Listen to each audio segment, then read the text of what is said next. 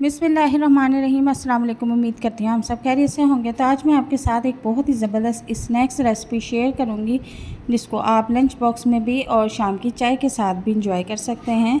बहुत ही आसान रेसिपी है, तो वीडियो को स्टार्ट करते हैं।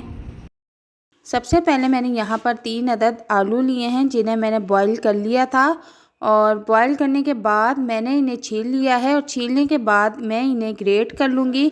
और अब इसमें कुछ मसाले शामिल कर देंगे। 1 चम्मच के करीब कुटी हुई मिर्च, 1 चम्मच के करीब साबुत पिसा हुआ धनिया, आधी चम्मच ज़ीरा, और नमक आपने हस्बे ज़ायक़ा ऐड कर लेना है इसमें। और यहाँ पर मैंने एक नूडल्स का पैकेट लिया है जो छोटे साइज़ का होता है, और उसको अब हम ब्लेंडर में ब्लेंड कर लेंगे, यानी इसका पाउडर बना लेंगे। ये देखें पाउडर बन चुका है, और अब मैं इसको भी आलूओं में ऐड कर दूंगी। इससे इसका टेस्ट इतना ज़्यादा मज़े का हो जाता है। और नूडल्स के पैकेट में एक छोटा साशे निकलता है मसाले का, उसे भी मैंने खोल के इसमें ऐड कर दिया है। अब हम इसको अच्छी तरह से मिक्स कर लेंगे। आप चाहे तो चम्मच से कर लें, चाहे तो हाथों की मदद से कर लें। इसको अच्छी तरह से हमने मिक्स करना है। अच्छा, काफ़ी लोग जो है इसमें मैदा भी ऐड करते हैं, लेकिन मैंने नहीं किया। अगर आप चाहें तो इसमें 2 चम्मच मैदा भी ऐड कर लें।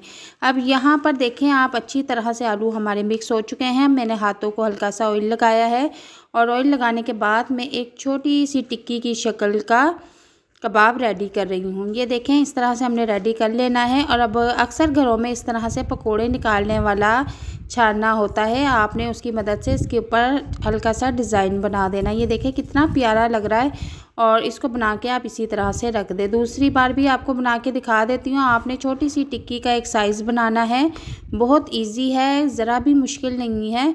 और इस तरह के स्नैक्स आप बच्चों को लंच बॉक्स में बना के दें, वो बहुत खुश होंगे एक यूनिक रेसिपी देख के।